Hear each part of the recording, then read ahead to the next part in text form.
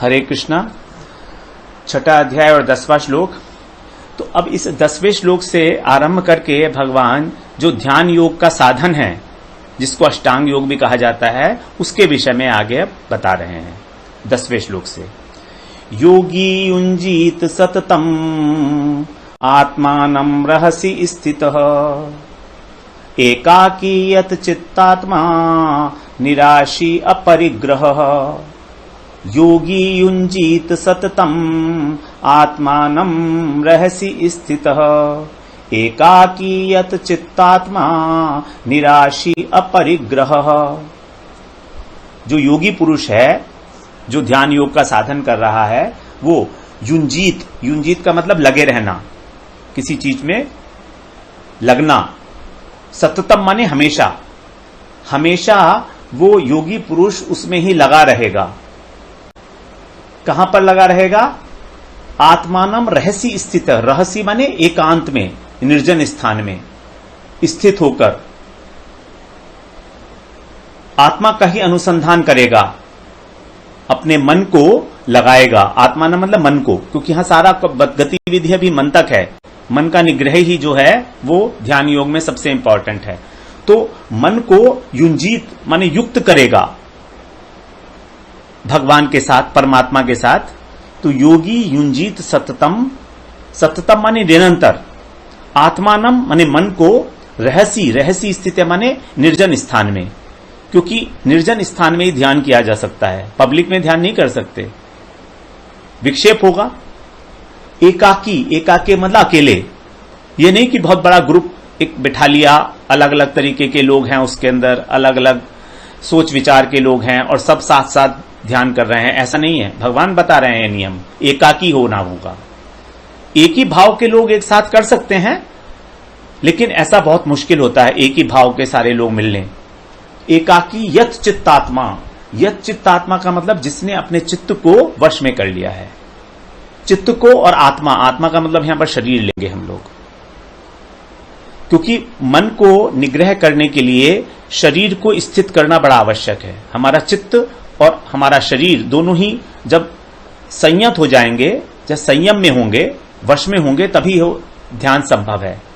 निराशी अपरिग्रह, निराशी का मतलब अब उसके अंदर कोई आशा नहीं है कि अभी वो ध्यान करने के बाद ये करेगा, फिर ये करेगा, इस तरीके का। और अपरिग्रह, अपरिग्रह का मतलब है वो बहुत अधिक विषयों को स्वीकार नहीं करता, संग्रह नहीं करता, क्योंकि अगर संग्रह करेगा तो उसको चिंता बनी रहेगी, फिर तो उसके मन में उन पदार्थों का चिंतन होता रहेगा। अपरिग्रह, अपरिग्रह मतलब जितना जीवन निर्वाह के लिए आवश्यक है केवल मात्र उतना संग्रह, जिससे कि उसका जीवन यापन हो सके। अपरिग्रह, अपरिग्रह का मतलब ये नहीं है कि जीवन निर्वाह की वस्तुओं को भी वो छोड़ देता है, नहीं, जितना आवश्यक है उसको स्वीकार करेगा और बाकी को अस्वीकार कर देगा। अपरिग्रह, तभी ध्यान हो सकता है, वरना तो हमारा ध्यान कहां टिकेगा परमात्मा में, संग्रह के ऊपर रहेगा। और निराशी, उसको कोई आशा नहीं है। आशा का मतलब कि मुझे भी ये काम करना है, मुझे ये काम करना है, मेरे साथ ऐसा होना चाहिए। अगर ये सब बातें चलती रहेंगी मन में तो फिर हम ध्यान कैसे लगाएंगे? तो यहां पर सबसे पहले जो ध्यान के लिए आवश्यक वस्तु हैं, आवश्यक नियम है, जो पद्धति अभी आगे बताने वाले हैं डिटेल में, उसकी रूपरेखा यहां पर दे दी भगवान ने। योगी युंजीत सततम आत्मानं रहसि स्थितः एकाकी यत चित्तात्मा निराशी अपरिग्रह। हरे कृष्णा। हरे कृष्णा। छठा अध्याय और 11वां श्लोक श्रवण करते हैं। अब यहां पर भगवान बता रहे हैं कि किस प्रकार से उसका आसन, बैठने का तरीका क्या होना चाहिए। योग में जब वो बैठता है ध्यान के लिए तो क्या करना चाहिए। शुचौ देशे प्रतिष्ठाप्य, छठे अध्याय का 11वां श्लोक। शुचौ देशे प्रतिष्ठाप्य स्थिरम आसनम आत्मनः न अति उच्चतम न अति नीचम चैलाजिन कुशोत्तरम। शुचौ देशे प्रतिष्ठाप्य स्थिरम आसनम आत्मनः न अति उच्छ्रितम, न प्लस अति प्लस उच्छ्रितम, न अति नीचम, चैला जिन, चैला प्लस अजिन प्लस कुश उत्तरम, कुशोत्तरम, शुचौ देशे प्रतिष्ठाप्य स्थिरम आसनम आत्मनः, नाति उच्छ्रितम नाति नीचम, चैलाजिन कुशोत्तरम। कैसा होना चाहिए? शुचौ देशे, शुचौ का माने पवित्र, भूमि जो है वो शुद्ध होनी चाहिए, स्वाभाविक शुद्ध स्थान, जैसे गंगा जी का किनारा है, तुलसी या आंवला पीपल का वृक्ष है, या गाय के गोबर से लीपा हुआ स्थान है, समतल। प्रतिष्ठाप्य, प्रतिष्ठाप्य माने उसके ऊपर स्थापन करना है। स्थिरम आसनम आत्मनः, आसन को स्थिर आसन करना है। आत्मन माने अपना आसन, क्योंकि यहां पर किसी दूसरे का आसन नहीं चलेगा। हमेशा जो है भजन में, ध्यान में अपना आसन होना चाहिए और अपना ही जो है आचमन पात्र होना चाहिए और अपनी ही माला होनी चाहिए। इन तीनों चीजों की बड़ी आवश्यकता है। तो अपना आसन ही होना चाहिए आत्मनः। न अति उच्छ्रितम, बहुत अधिक ऊंचा नहीं हो, न अति नीचम, बहुत अधिक नीचा भी नहीं होगा, क्योंकि नीचा होगा तो चींटियां वगैरह आ सकती हैं, और ऊंचा होगा तो ध्यान में अगर बैठे हैं और अगर झपकी लग गई तो गिर जाएंगे, चोट लग सकती है। चैलाजिन कुशोत्तरम, चैल प्लस अजिन प्लस कुश, एक के ऊपर एक रखकर। चैल का मतलब है सबसे पहले होगा, क्रमशः सबसे पहले सबसे नीचे लगाया जाएगा कुश।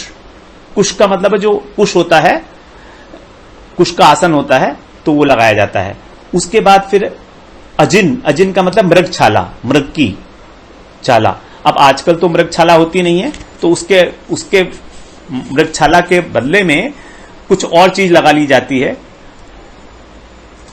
कंबल वगैरह लगा सकते हैं। और फिर उसके ऊपर फिर वस्त्र, चैल, चैल का मतलब है वस्त्र, सॉफ्ट कपड़ा एक, जिससे कि उस पर आराम से बैठ सके, क्योंकि मृगछाला जो है उसके ऊपर डायरेक्ट नहीं बैठ सकते, उसमें रोए होते हैं और वो शरीर में लगेंगे। इसीलिए उसको कोमल करने के लिए उसके ऊपर एक वस्त्र बिछा लिया जाता है, सूती कपड़ा, जिससे कि वो, और मृगछाला का मतलब यह है कि जो शरीर में विद्युत धारा प्रवाहित होगी ध्यान करते हुए, वो जमीन में ना चली जाए, विद्युत शक्ति हमारे शरीर में ही रहे, क्योंकि ध्यान के अंदर ऊर्जा का बड़ा महत्व है, ऊर्जा जनरेट होती है बॉडी के अंदर, इसीलिए ये वाला नियम बताया गया। तो क्या बता रहे हैं? शुचौ देशे प्रतिष्ठाप्य स्थिरम आसनम आत्मनः, नाति उच्छ्रितम नाति नीचम, चैलाजिन कुशोत्तरम। हरे कृष्णा, हरे कृष्णा। छठा अध्याय और 12वां श्लोक श्रवण करते हैं। पहले वाले श्लोक में बताया कि हमारा आसन पवित्र स्थान पर होना चाहिए, ना अधिक ऊंचा ना अधिक नीचा, अपना आसन होना चाहिए, नीचे उसमें कुश बिछाया, फिर मृगछाला, उसके बाद एक सूती वस्त्र। अब उस पर कैसे बैठना है ये बता रहे हैं। तत्रेकाग्रम मनः कृत्वा यच्चित्तेन्द्रियः क्रियः, उपविश्य आसने युञ्जात योगम आत्मविशुद्धये। तत्र एकाग्रम मनः कृत्वा यत् चित्तेन्द्रिय, चित्त प्लस इंद्रिय प्लस क्रियः, उपविश्य आसने, उपविश्य आसने, उपविश्य प्लस आसने, युञ्जात, युञ्ज्यात योगम आत्मविशुद्धये। तत्र माने उस आसन पर, आसने माने आसन पर बैठना चाहिए, बैठना। उपविश्य, उपविश्य माने बैठकर। क्या करना है? एकाग्रम मनः कृत्वा, मन को एकाग्र करना है, चित्त की और इंद्रियों की क्रियाओं को वश में करना है। तो देखिए इसमें मन, इंद्रियां, चित्त सबको वश में करना है, एकाग्र करके। क्यों करना है ये? आत्मविशुद्ध है, आत्मा की शुद्धि के लिए, अंतःकरण की शुद्धि के लिए। आत्मा तो मलिन है नहीं, आत्मा तो हमारी निर्मल है, लेकिन हमारा जो अंतःकरण है वही है मलिन, तो उसकी शुद्धि करने के लिए आत्मविशुद्ध है। क्या करना है? युञ्ज्यात योगम, योग का अभ्यास करना है। यह है ध्यान योग की प्रक्रिया।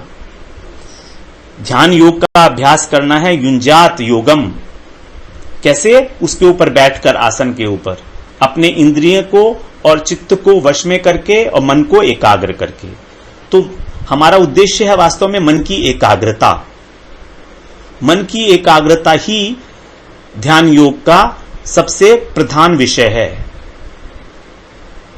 इसीलिए भगवान ने सबसे पहले आसन की शुद्धि बताई, उसके बाद आसन कैसा होना चाहिए, उसके ऊपर कैसे बैठना है, ये सब भगवान बातें बता रहे हैं। अभी आगे भी और बताएंगे, यही चलता रहेगा हमारा अभी आगे भी। तत्रेकाग्रम मनः कृत्वा यच्चित्तेन्द्रिय क्रियः उपविश्यासने युञ्जात योगम आत्मविशुद्धये। हरे कृष्णा। हरे कृष्णा। हम लोग श्रवण करते हैं छठे अध्याय का आज 13वां श्लोक, जिसमें भगवान बता रहे हैं समम काय शिरो ग्रीवम धारयन् अचलम स्थिरः संप्रेक्ष्य नासिकाग्रम स्वम दिशश्च अन्वयलोकयन्। समम काय शिरो ग्रीवम धारयन् अचलम स्थिरः संप्रेक्ष्य नासिकाग्रम स्वम दिशश्च अन्वयलोकयन्। दिशश्च अनुवलोकयन्। दिशश्च अनवलोकयन्। यहां पर भगवान ध्यान करने की विधि बताते हुए कह रहे हैं कि सबसे पहले, इससे पहले बताया भगवान ने कि किस प्रकार जो है आसन होना चाहिए हमारा, ना अधिक ऊंचा हो ना अधिक नीचा हो। अब यहां पर बता रहे हैं कि और क्या हमको सावधानी करनी है, किस प्रकार से बैठना है आसन के ऊपर। समम, समम का मतलब सीधे। काय शिरो ग्रीवम, हमारी जो पीछे काया है, हमारी सिर और गला, ये एक ही सीध में हो, स्ट्रेट लाइन में हो। मतलब हमें अपनी सुषुम्ना नाड़ी, जो हमारा रीढ़ की हड्डी है, उसको बिल्कुल सीधा रखना है। यानी कि हमारी जो गर्दन है वो आगे के लिए आगे को झुकी ना हो, पीछे को झुकी ना हो। तो समम काय शिरो ग्रीवम धारयन् अचलम स्थिरः। अचलम माने स्थिर करके, धारयन् माने धारण करके। तो इसको स्थिर करके हमको बैठना है। तथा उसके अतिरिक्त क्या करना है? दिशश्च अन्वयलोकयन्, दिशाओं को न देखकर। अवलोकन का मतलब होता है देखना, और यहां पर बोलता है अन्वलोकयन्, मतलब नहीं देखना। तो यानी हमको इधर उधर अपनी गर्दन नहीं घुमानी है, सीधी गर्दन रखनी है हमको। और दूसरा क्या है, कहां पर रखनी है फिर अपनी दृष्टि को? नासिकाग्रम, नासिका का जो अग्रभाग है, तो नासिका का अग्रभाग जो ऊंचा उठा हुआ भाग है, वहां पर आपने अपनी नासिका, अपनी दृष्टि रखनी है अग्रभाग को देखते हुए। और संप्रेक्ष्य, संप्रेक्ष्य माने देखते हुए, प्रेक्ष्य माने देखना। स्थिर, स्थिर मतलब स्थिर होकर बैठे। संप्रेक्ष्य नासिकाग्रम स्वम दिशश्च अन्वयलोकयन्।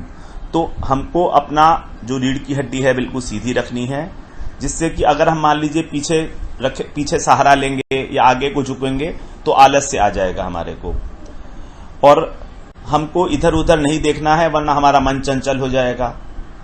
अगर हम नेत्रों को इधर उधर घुमाएंगे अलग अलग दिशाओं में तो नेत्र चंचल होगा। इसीलिए दृष्टि को नासिका के अग्रभाग पर, तो अर्ध निमीलित नेत्रों से उस समय जो हमारी स्थिति होगी, वो हमारे नेत्र जो है पूरे नहीं खुले होंगे, अर्ध निमीलित होंगे।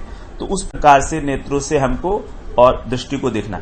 तो नासिका का अग्रभाग देखना इतना इंपॉर्टेंट नहीं है।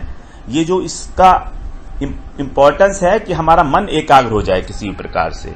तो उद्देश्य जो है नासिका का अग्रभाग को देखना नहीं है। अगर हम बहुत ज्यादा उसके ऊपर स्ट्रेस डालेंगे तो हमारे सर में दर्द हो जाएगा। तो बहुत साधारण तरीके से ही हमको उसे देखना है। इस प्रकार से भगवान ने ध्यान योग में ध्यान करने के लिए जो विधि है वो यहां पर भी बता रहे हैं। तो 12वें श्लोक में भी यही बताया था और 13वें में भी यही बता रहे हैं। तो एक बार और इसका श्रवण कर लेते हैं। समम काय शिरो ग्रीवम धारयन् अचलम स्थिरः संप्रेक्ष्य नासिकाग्रम स्वम दिशश्च अन्वयलोकयन्। हरे कृष्णा। हरे कृष्णा। छठा अध्याय और 14वां श्लोक, 14th श्लोक श्रवण करते हैं। भगवान ने 12वां और 13वें श्लोक में बिछाने के लिए आसन किस प्रकार का होना चाहिए और किस प्रकार उस आसन के ऊपर बैठना चाहिए, इस विधि के विषय में बताया। अब आगे जो है 2 श्लोकों में बता रहे हैं कि ध्यान किस प्रकार करना चाहिए, मन को एकाग्र करने के लिए ध्यान की विधि क्या है। तो ये बता रहे हैं, प्रशांतात्मा विगत भीर ब्रह्मचारी व्रते स्थितः मनः संयम्य मत चित्तो युक्त आसीत मत परः। प्रशांत आत्मा विगत भी के आगे जो हमारे विसर्ग हैं वही जो है आगे फिर ब्रह्मचारी के ऊपर ब्रह के ऊपर र आ गया, तो इसको पढ़ेंगे विगत भीर। प्रशांतात्मा विगत भीर ब्रह्मचारी व्रते स्थितः मनः संयम्य मत चित्तो युक्त आसीत मत परः। तो यहां पर कह रहे हैं प्रशांत आत्मा एक तो शांत है और एक प्रशांत का मतलब प्रकृष्ट रूपेण, अर्थात उसके अंदर किसी भी प्रकार का अब कोई सांसारिक द्वंद्व नहीं रहा है कि उसको इस तरह का चाहिए, कुछ समान चाहिए, राग द्वेष इत्यादि जिसके अंदर नहीं है। विगत भी का मतलब है जिसको भय नहीं है, क्योंकि भय तो तभी होता है ना जब हम अपने शरीर को और शरीर से संबंधी वस्तुओं को अपना माने। अब जब हम अपना नहीं मान रहे तो भगवान का मान रहे हैं, तो फिर भय का प्रश्न ही नहीं है, हमारा है ही नहीं। ब्रह्मचारी व्रते स्थिता, और ब्रह्मचारी व्रत के अंदर स्थित होना। तो ब्रह्मचारी व्रत से मतलब है यहां पर शब्द स्पर्श रूप रस गंध, इन 5 प्रकार के विषयों से दूर रहना, अर्थात शरीर के आराम के प्रति अधिक आकर्षित ना होना। तो इनका जो सेवन किया जाए वो केवल निर्वाह के लिए किया जाए, सुख बुद्धि से इनका सेवन नहीं करना है, चाहे वो ध्यान के समय में हो चाहे वो व्यवहार के समय में हो। तो ब्रह्मचारी व्रत स्थिता, क्योंकि ये हमारी ब्रह्मचारी व्रत स्थिता ये व्यवहार काल की बात है। मन है संयम्य मत चित्तो, और मन को मुझ में लगा दो। मन है संयम में माने संयम करके, मन का संयम करके, मत चित्तो युक्त आसीत मत पर है, चित्त को मुझ में लगा दो और इस प्रकार से मेरे परायण होकर, मत पर है मतलब मेरे परायण, पर का मतलब होता है परायण, अर्थात भगवान का आश्रय लेकर ही बैठे ध्यान के लिए। तो जब ध्यान में भगवान ही हमारे लक्ष्य होंगे, परमात्मा ही हमारे लक्ष्य होंगे, तभी हमारा ध्यान सिद्ध होगा। यदि हम बैठ गए और हमारा लक्ष्य ही कोई और है, हम कुछ और किसी और के बारे में चिंतन कर रहे हैं, तो कैसे ध्यान लगेगा भगवान का। युक्त आसीत मत पर है, युक्त का मतलब है अच्छी प्रकार से मुझसे जुड़कर, आसीत मत पर है। तो यहां पर भगवान ने बताया कि किस प्रकार से बैठना है अपनी मन को, आत्मा का मतलब है यहां पर अंतःकरण। तो अंतःकरण के अंदर राग द्वेष नहीं होने चाहिए, भय नहीं होना चाहिए, और व्यवहार काल में ब्रह्मचारी व्रत का हमको पालन करना चाहिए। मन है संयम में मत चित्तो, तो मन को और चित्त को संयमित करने के लिए भगवान ने कहा युक्त आसीत मत पर। अगर तुम मेरा आश्रय लेकर बैठोगे तब तुम्हारा मन और तुम्हारा चित्त जो है संयम होगा। अगर किसी और का आश्रय लेकर बैठोगे तो चित्त संयम में नहीं आएगा। चित्त की एकाग्रता यही है हमारा ऑब्जेक्टिव, उद्देश्य हमारा। तो यहां पर विधि बताई भगवान ने कि हमारे मन की जो अवस्था है बैठने से पहले कैसी होनी चाहिए।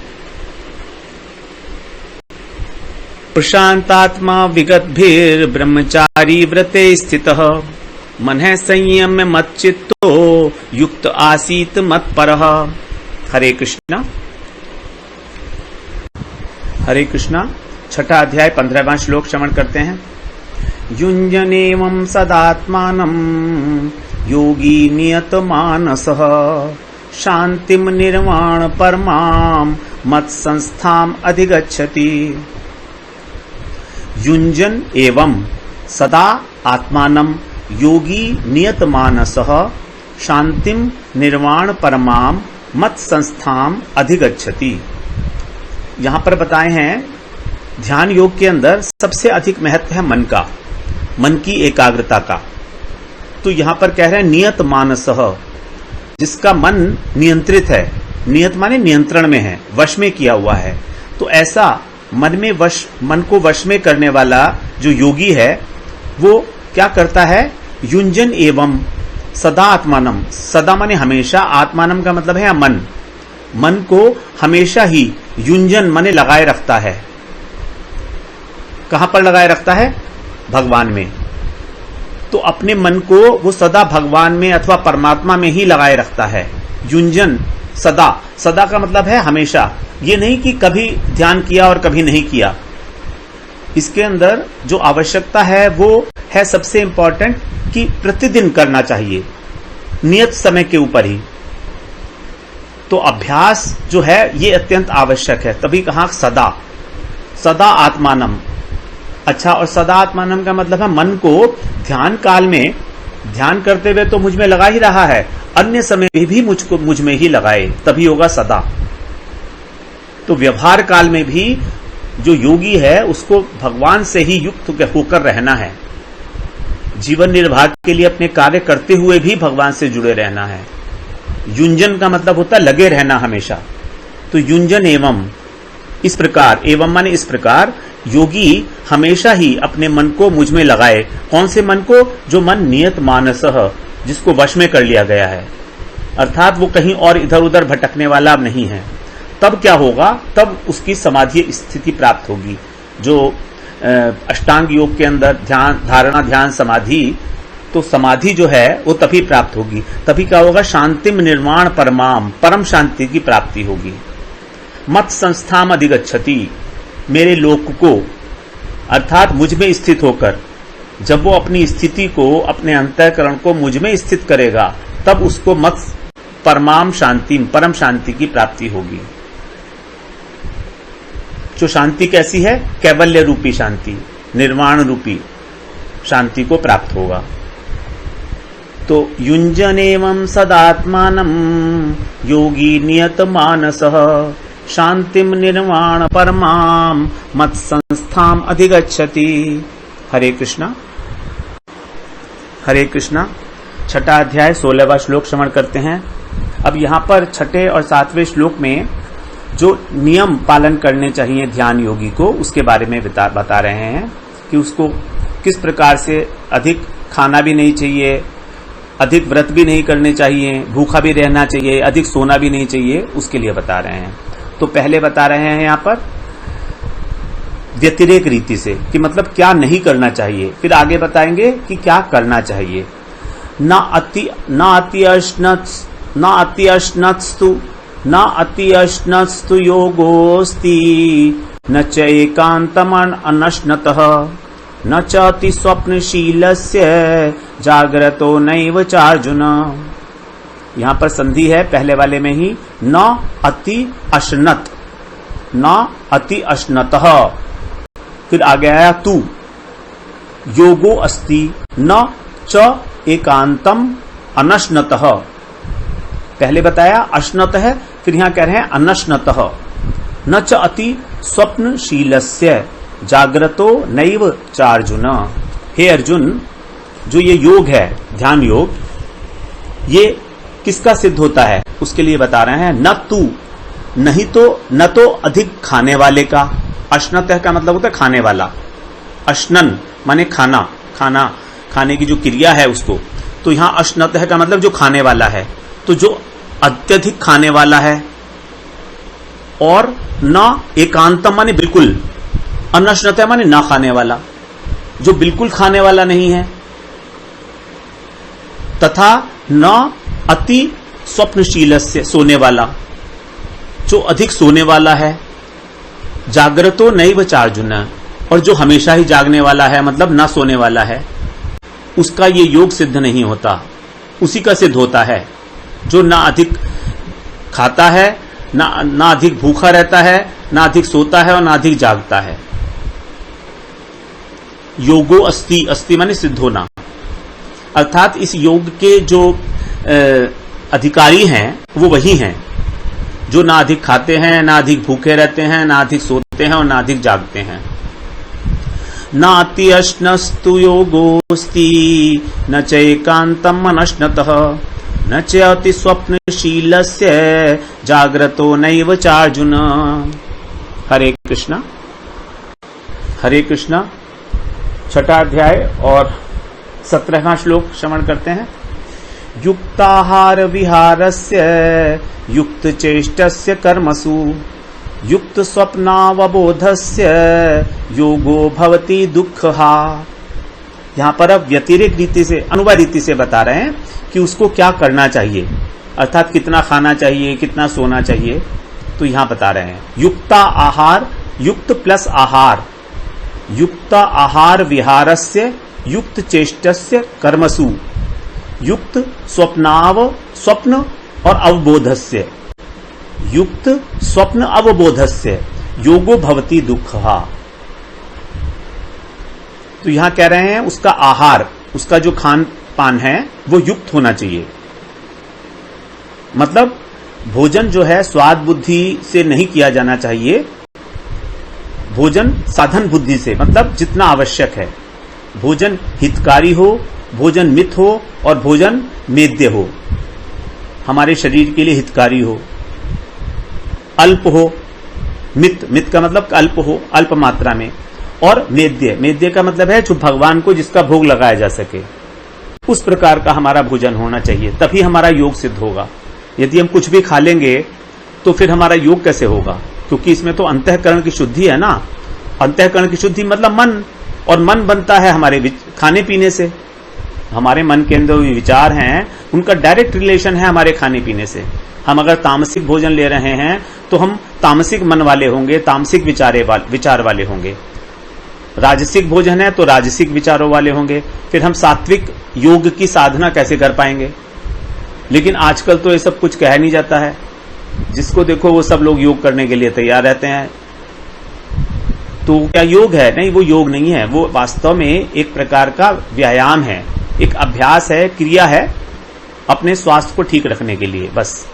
क्यों? युक्ता आहार, आहार पर सबसे अधिक बल दिया गया है। भगवान ने 17वें चैप्टर में 3 प्रकार के भोजन बताए हैं, सात्विक, राजसिक और तामसिक।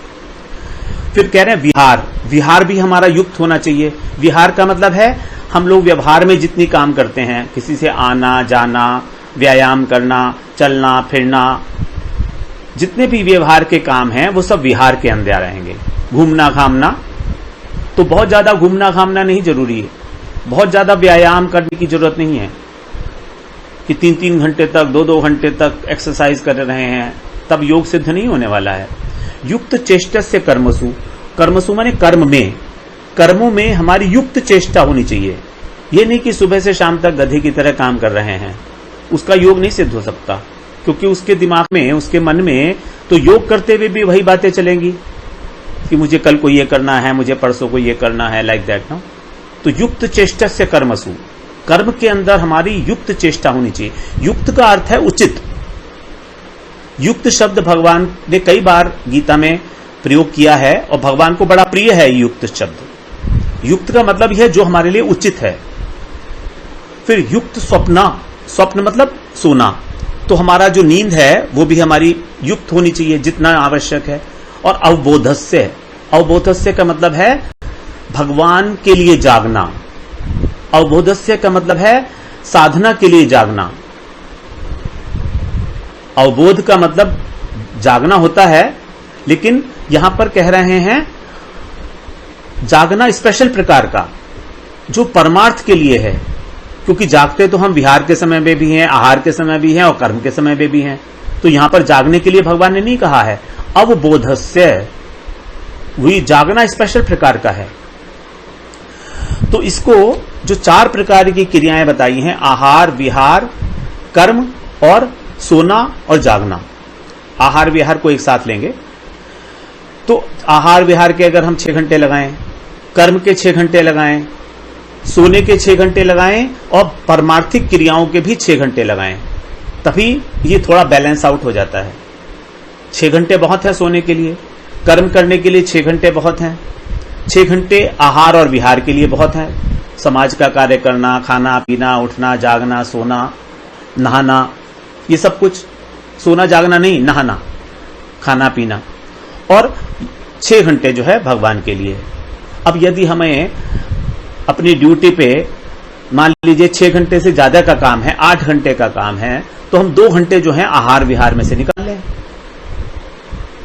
2 घंटे आहार विहार में से निकाल लें, ना कि अवबोधस्य, भगवान के लिए जो जागना है, जो योग करना है, जो साधना है, उसमें से 6 घंटे कम ना करें। 6 घंटे में से वो तो 6 घंटे चाहिए चाहिए। अगर कम करना है तो 1 घंटा नींद में से कम कर लें, लेकिन वो भी मुश्किल पड़ेगा। 6 घंटे की नींद तो आवश्यक है। तो इस प्रकार से आहार विहार से थोड़ा सा काम जो है वो थोड़ा सा टाइम कर्म के अंदर शिफ्ट किया जा सकता है, अगर 8 घंटे की ड्यूटी है तो ये ब्रॉड एक क्लासिफिकेशन टाइप का है। युक्ताहार विहारस्य युक्त चेष्टस्य कर्मसु युक्त स्वप्नावबोधस्य योगो भवति दुःखः। हरे कृष्णा। हरे कृष्णा। 6वां अध्याय और 18वां श्लोक। तो भगवान ने पिछले 2 श्लोकों में नियम बताए।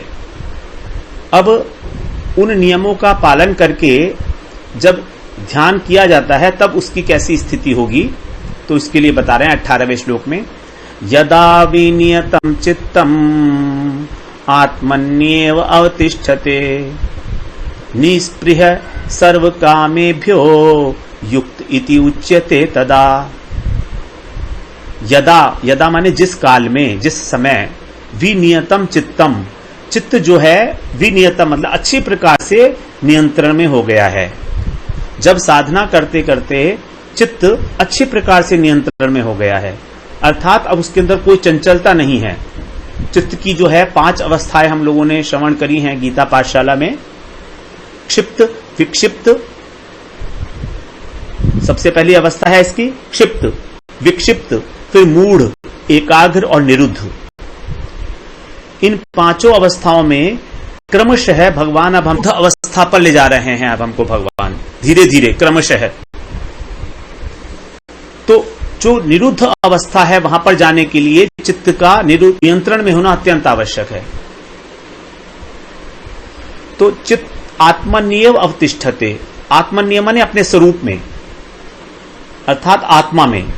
तो जब वो अपने स्वरूप में स्थित हो जाता है अच्छी प्रकार से, तब क्या होता है, निस्पृह, उसको सभी पदार्थों से, सभी सर्व कामेभ्यो, कामेभ्यो माने यहां पर कामेभ्यो का मतलब है पदार्थ, यहां पर कामेभ्यो का मतलब कामना नहीं हो सकता, क्योंकि स्पृह का मतलब ही कामना है। तो सभी पदार्थों में उसकी कामनाएं खत्म हो जाती हैं, उसकी कोई आवश्यकता नहीं होती। युक्त इति उच्यते तदा, उस काल में उसी को ही युक्त कहा जाता है, अर्थात अब वो मुझसे जुड़ गया है। युक्त का मतलब जुड़ना, जो उचित है, जो जेन्युइन है, जो होना चाहिए। वहां पर भी भगवान ने युक्त शब्द अत्यंत अधिक बार प्रयोग किया है इस चैप्टर के अंदर स्पेशली। तो भगवान कह रहे हैं जब हमारा चित्त की चंचलता खत्म हो जाती है, जब वो एकाग्र अवस्था को प्राप्त कर लेता है, 5 अवस्थाओं में से जो चौथी अवस्था है, क्षिप्त, विक्षिप्त, मूढ़, एकाग्र और निरुद्ध। तो एकाग्र मतलब एक है अग्र, एक ही अग्र रह गया, एक ही जगह वो डायरेक्टेड है, ओरिएंटेड है चित्त हमारा भगवान की ओर।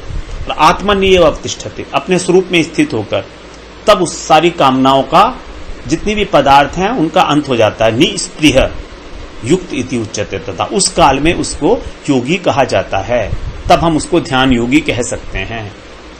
यदा विनियतम चित्तम आत्मन्येव अवतिष्ठते निस्पृह सर्व कामेभ्यो युक्त इति उच्यते तदा। हरे कृष्णा। हरे कृष्णा। हम लोग 6ठे अध्याय का 19वां श्लोक श्रवण करते हैं। इसमें भगवान ने जो वश में किया गया चित्त है, जिससे पहले बताया यदा विनियतम चित्तम, तो जो चित्त भली प्रकार से वश में कर लिया गया है, उसकी जो स्थिति है उसको एक दृष्टांत के द्वारा यहां पर भगवान बता रहे हैं कि कैसी स्थिति है उसकी। यथा दीपो निवातस्थो नैंगते सोपमा स्मृतः योगिनो यत चित्तस्य युञ्जतो योगमात्मनः।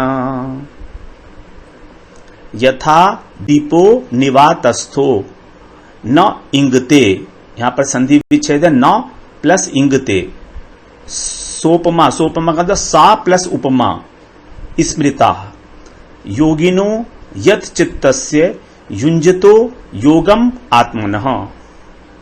बता रहे हैं यथा, जिस प्रकार कि दीपो, दीपो का मतलब दीपक, निवातस्थो, निवातस्थो का मतलब जहां पर वायु तो है लेकिन उसके अंदर कोई गति नहीं है, मतलब हवा चल नहीं रही है, ऐसा स्थान। तो यदा दीपो निवातस्थो, स्पंदन रहित वायु इसको बोलेंगे। तो जहां पर स्पंदन रहित वायु के स्थान पर जो स्थित दीपक है उसकी स्थिति होती है, उसमें क्या होती है, न इंगते न इंगते, उसमें कोई चेष्टा नहीं होती। अर्थात वो दीपक की जो लौ है, दीपशिखा है, उसमें किसी प्रकार का भी कोई चंचलता नहीं होती, हिलती नहीं है, वो बिल्कुल एकदम सीधी होती है। सा उपमा स्मृता, सा माने उसकी, किसकी, जो वश में किया गया चित्त है उसकी उपमा दी गई है, उस चित्त की उपमा दी गई है यहां पर। योगिनो मतलब योगी के यथ चित्तस्य, यथ चित्तस्य का मतलब जिसका चित्त वश में हो गया है। यत शब्द का मतलब होता है, यथ शब्द से बना है यति, और यति कौन होते हैं, जो अपने मन को, इंद्रियों को, चित्त को वश में कर लेते हैं, उसको बोला जाता है यति। तो यत चित्तस्य, जिसने अपने चित्त को वश में कर लिया है। और इसी को 18वें श्लोक में बोला था, यदा विनियतम चित्तम, एक ही बात है। तो यत चित्तस्य अथवा विनियतम चित्तम, तो जो वश में किया गया चित्त है योगी का, वो जब योगी का जो चित्त है वो जब अभ्यास करते करते, योगम, योगम का अंदर योग का, युंजते माने अभ्यास करना, लगे रहना।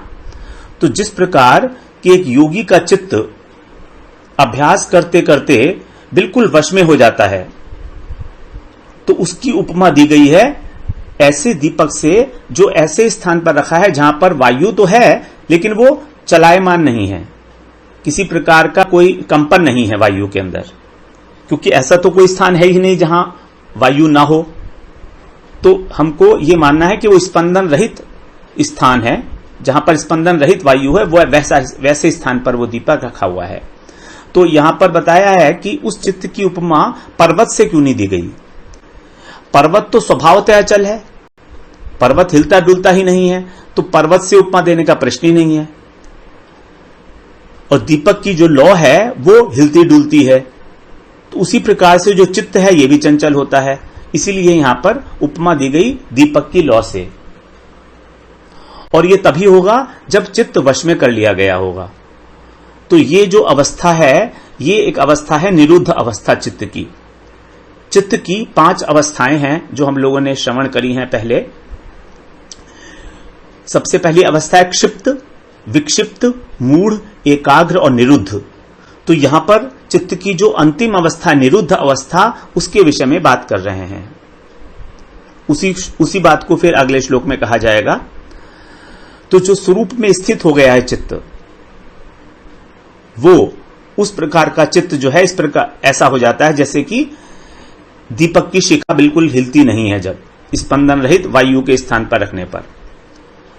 तो यथा दीपो निवातस्थो नेंगते सोपमा स्मृता योगिनो यत चित्तस्य युंजतो योगमात्मनः।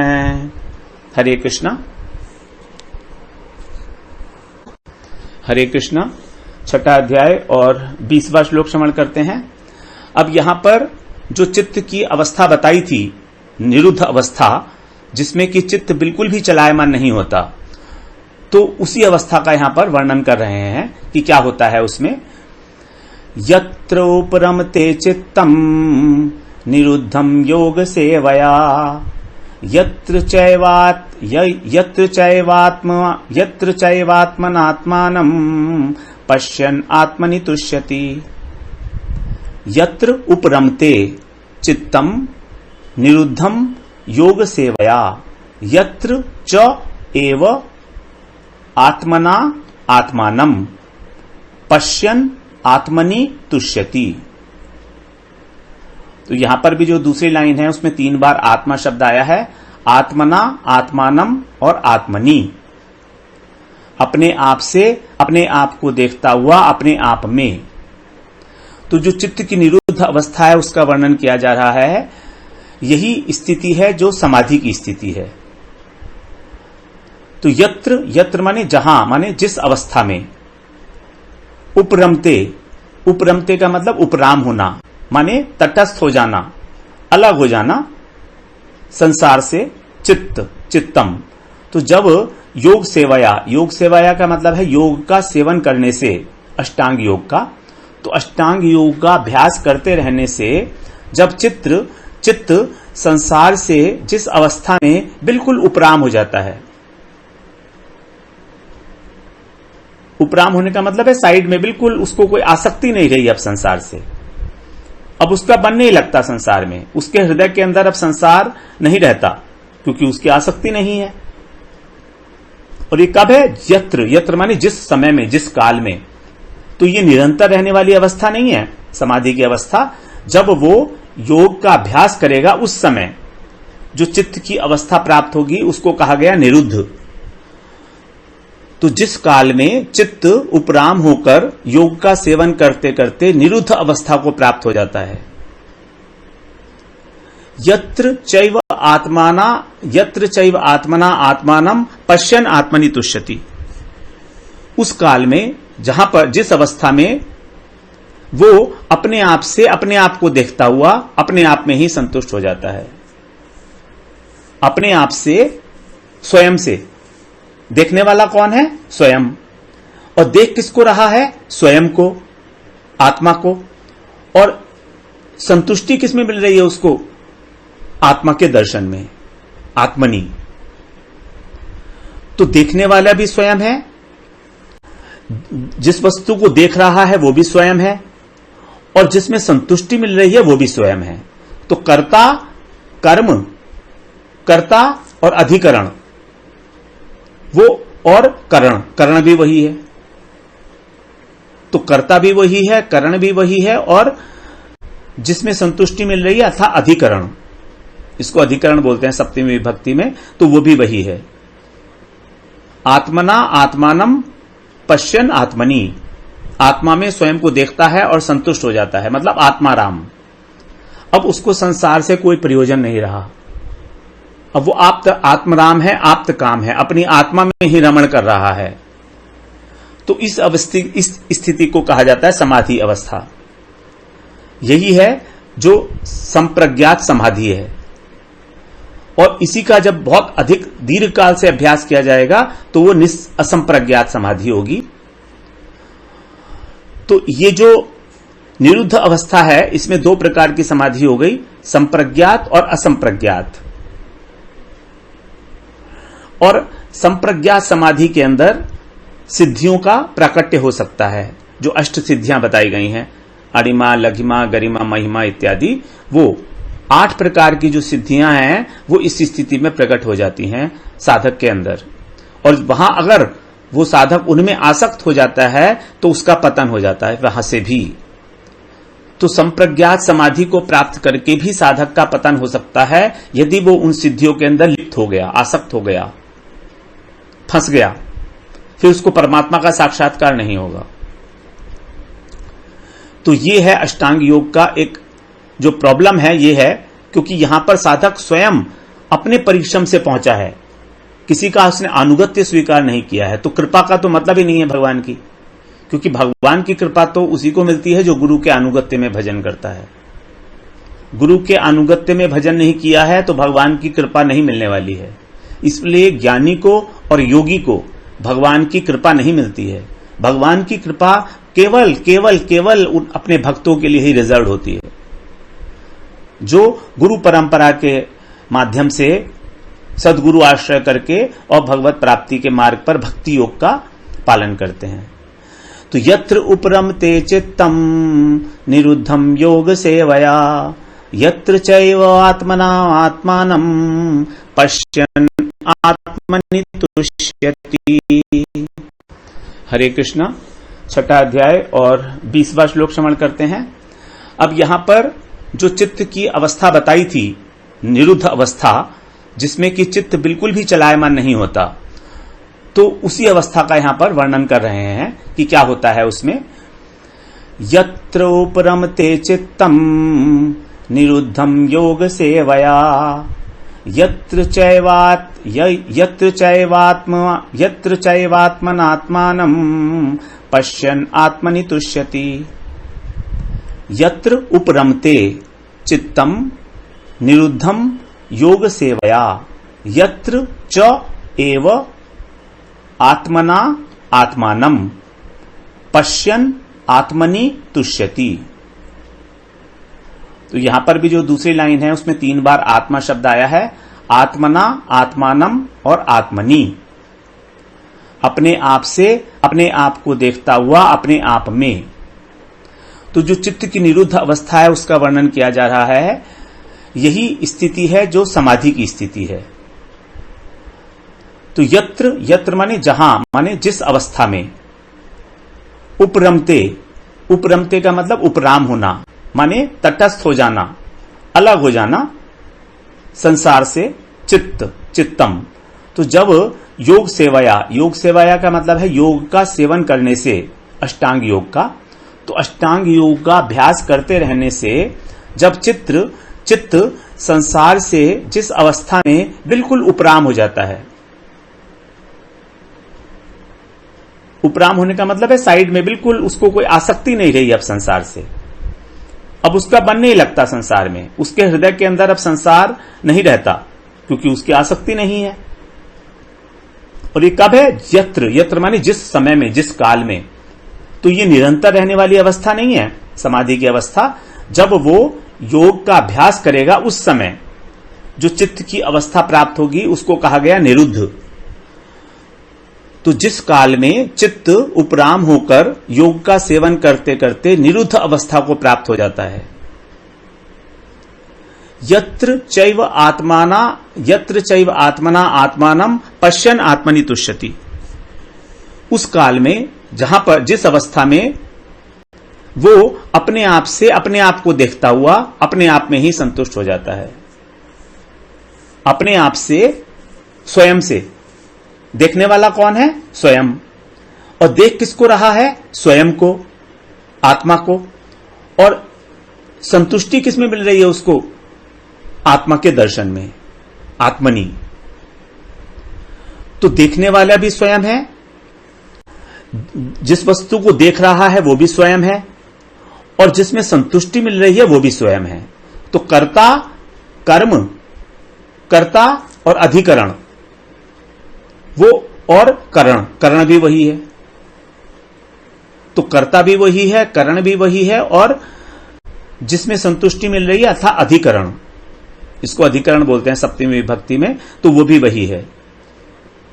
आत्मना आत्मानम पश्यन आत्मनि। आत्मा में स्वयं को देखता है और संतुष्ट हो जाता है, मतलब आत्माराम। अब उसको संसार से कोई प्रयोजन नहीं रहा।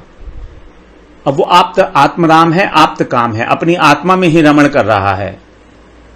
तो इस स्थिति को कहा जाता है समाधि अवस्था। यही है जो संप्रज्ञात समाधि है। और इसी का जब बहुत अधिक दीर्घ काल से अभ्यास किया जाएगा तो वो असंप्रज्ञात समाधि होगी। तो ये जो निरुद्ध अवस्था है इसमें 2 प्रकार की समाधि हो गई, संप्रज्ञात और असंप्रज्ञात।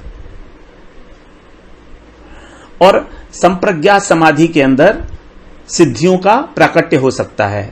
जो 8 सिद्धियां बताई गई हैं, अरिमा, लघिमा, गरिमा, महिमा इत्यादि, वो 8 प्रकार की जो सिद्धियां हैं वो इस स्थिति में प्रकट हो जाती हैं साधक के अंदर। और वहां अगर वो साधक उनमें आसक्त हो जाता है तो उसका पतन हो जाता है वहां से भी। तो संप्रज्ञात समाधि को प्राप्त करके भी साधक का पतन हो सकता है यदि वो उन सिद्धियों के अंदर लिप्त हो गया, आसक्त हो गया, फंस गया, फिर उसको परमात्मा का साक्षात्कार नहीं होगा।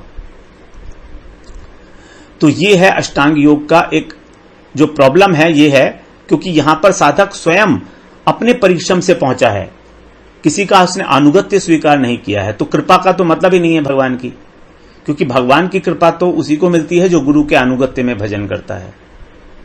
गुरु के अनुगत्य में भजन नहीं किया है तो भगवान की कृपा नहीं मिलने वाली है। इसलिए ज्ञानी को और योगी को भगवान की कृपा नहीं मिलती है।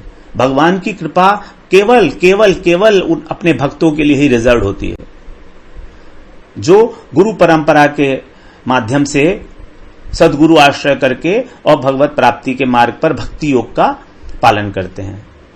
तो यत्र उपरमते चित्तम निरुद्धम योग सेवया यत्र चैव आत्मना आत्मानं पश्यन् आत्मनि तुष्यति।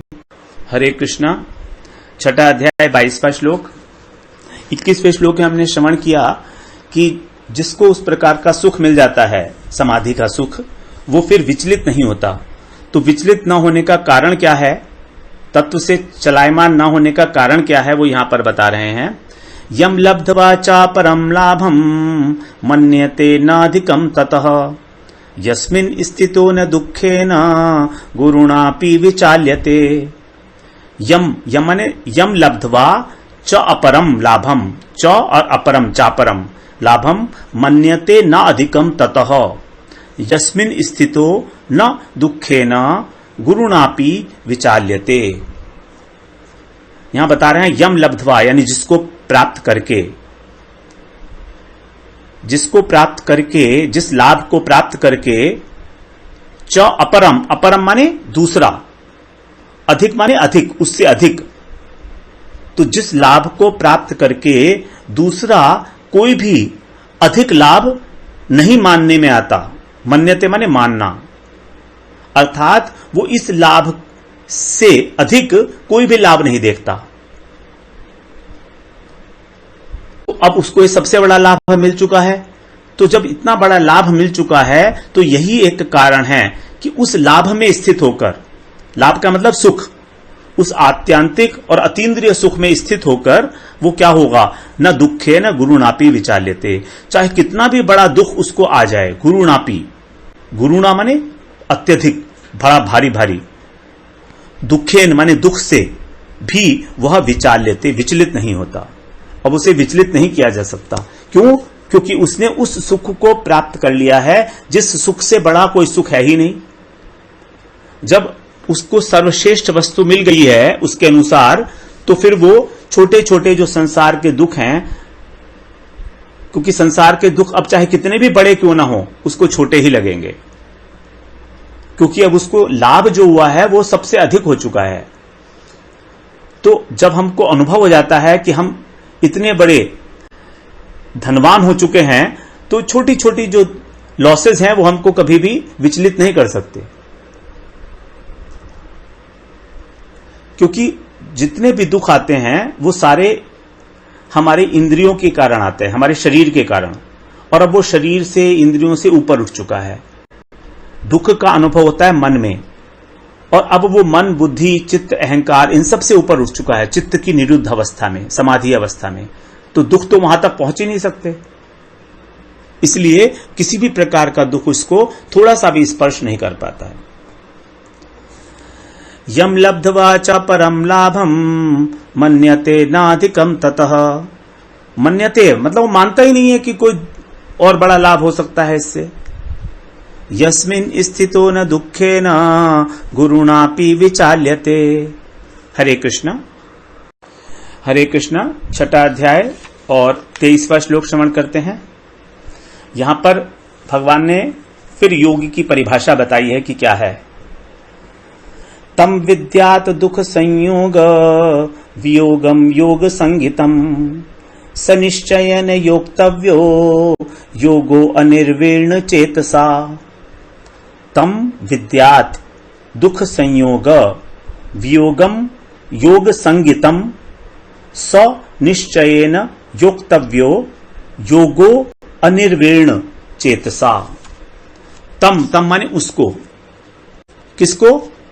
उस सुख को। तम विद्यात, विद्यात माने जानकर, विद्यात माने जानना, उसको जानना चाहिए। किसको जानना चाहिए? योग संगितम, जिसको योग कहा जाता है। वो कैसा है? योग क्या है? दुख संयोग वियोगम, अर्थात जो दुखों का संयोग है उसके वियोग को ही योग कहा गया है। ये संसार कैसा है? दुखमय है, संसार दुख रूप है। तो जब तक इस संसार का हमारे साथ संयोग है तब तक योग नहीं हो सकता, और जब इस संसार से हमारा संबंध विच्छेद होगा, वियोग होगा, तभी उसको योग कहा जाएगा। तो संसार से संबंध विच्छेद ही योग है। संसार ही दुख रूप है ना, तो दुख संयोग वियोगम, इस दुख रूपी संसार के साथ जो संयोग है, जब हमारे को इसका वियोग होगा, अर्थात इस संसार में आसक्ति नहीं रहेगी। जब आसक्ति नहीं रहेगी तो ना सुख होगा ना दुख होगा, इसका अनुभव ही नहीं होगा, क्योंकि हमको योग की अवस्था में, निरुद्ध अवस्था में प्राप्ति हो गई है उस आत्यांतिक सुख की, जिसका कभी अंत ही नहीं है, उसी को कहा गया योग। तो संसार के दुखों के साथ जो हमारा संयोग है, जब हम उससे अलग हो जाएंगे, सर्वथा अलग हो जाएंगे, और उस वस्तु के साथ हमारा योग हो जाएगा जो हमारा अपना स्वरूप है। इसीलिए कह रहे हैं सौ माने वह योग, ध्यान योग, अनिर्वीण। निर्वीण का मतलब होता है उगता जाना, अनिर्वीण का मतलब उगताना नहीं, बोर नहीं होना। तो वह जो योग है, ध्यान योग, इसका पालन कैसे करना चाहिए हमको? निश्चयन, निश्चय पूर्वक। सबसे इंपॉर्टेंट है निश्चय। बिना निश्चय के हम योग में प्रवृत्त नहीं हो सकते, चाहे कोई भी योग हो, कर्म योग, ज्ञान योग, भक्ति योग, ध्यान योग, कोई भी। तो सबसे पहले होगा निश्चय। फिर नंबर 2, जब हम उसके अंदर लगेंगे, करेंगे, तो फिर हमारा जो मन है वो उसमें से उकताना नहीं चाहिए कि अभी तक तो मुझे कुछ मिला नहीं, इसको छोड़ देता हूं बीच में ही, क्या फायदा करने का। ऐसा कभी हो ही नहीं सकता कि हम साधना करें और उसका कोई फल ना मिले, चाहे भले ही वो हमको अभी समझ में ना आए, इमीडिएटली उसके रिजल्ट्स ना मिले, लेकिन उसके रिजल्ट्स मिल रहे हैं, होगा ही होगा। इसलिए हमको उससे उकताना नहीं है, छोड़ नहीं देना है बीच में। तो धैर्य की आवश्यकता है। तो निश्चय और धैर्य और योक्तव्य, योक्तव्य माने उसमें लगे रहना है, ढीलापन नहीं करना है। जब ये 3 बातें होंगी, जब हम उसमें प्रवृत्त रहेंगे, तो निश्चय होना चाहिए, धैर्य होना चाहिए, उत्साह होना चाहिए, तभी हम योग का साधन कर पाएंगे, तभी उसका सिद्ध होगा ये योग। कौन सा योग? जो संसार की आसक्ति से वियोग कराने वाला है और आत्म स्वरूप की उपलब्धि कराने वाला है। तो योग की परिभाषा भगवान ने अलग प्रकार से यहां पर दे दी कि संसार रूपी दुख के साथ वियोग का नाम ही योग है, और हमें उस योग को जानना चाहिए, मतलब उसका पालन करना चाहिए हमको, और उसका हमको अनुसंधान करना चाहिए कि हम अपने जीवन को किस प्रकार से योगमय बना लें, भगवान के साथ युक्त कर लें उसको। यही है हमारा उद्देश्य जो होना चाहिए। तो तम विद्यात दुख संयोग वियोगम योग संगितम सनिश्चयेन योक्तव्यो योगो अनिर्वीण चेतसा। हरे कृष्णा, हरे कृष्णा। उसी योग के विषय में आगे बता रहे हैं कि करना क्या है। 6 अध्याय का 24वां श्लोक। संकल्प प्रभवान कामान त्यक्त्वा सर्वान अशेषतः मनसैव इंद्रिय ग्रामम विनियम्य समन्ततः। संकल्प प्रभवान कामान, संकल्प के द्वारा उत्पन्न हुई कामनाओं को, संकल्प प्रभवान कामान त्यक्त्वा सर्वान अशेषतः मनसा इंद्रिय ग्रामम विनियम्य समन्ततः। अर्थात संकल्प प्रभवान का मतलब उत्पन्न होने वाली, तो संकल्प के द्वारा उत्पन्न हुई कामान माने कामनाओं को, सर्वान माने सभी। तो कामान भी बहुवचन है और सर्वान भी बहुवचन है, यानी कि सब प्रकार की कामनाएं, इस शरीर से संबंधित जो भी कामनाएं हैं हमारी, संसार से संबंधित, उन सभी कामनाओं को त्यक्त्वा छोड़कर अशेषतः अच्छी प्रकार से। तो यहां पर 3 प्रकार की विशेषण हो गए छोड़ने के लिए।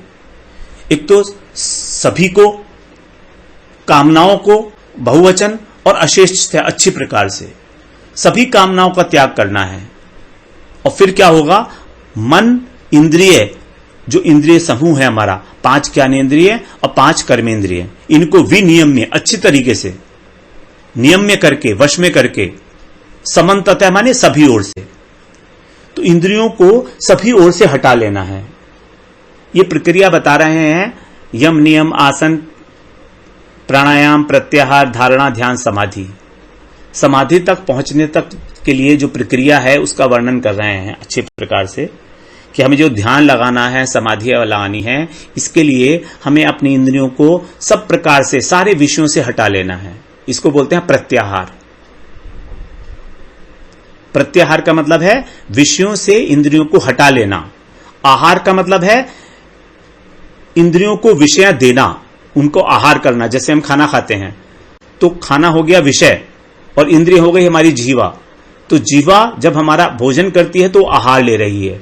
अब उस भोजन को जीवा से यानी रसना से हटाना, दूर ले जाना, इसको बोलते हैं प्रत्याहार। तो यहां पर समन्ततः मानी अच्छी प्रकार से सब ओर से सारी इंद्रियों के जो विषय हैं उनको दूर कर दिया जाए। फिर क्या होगा?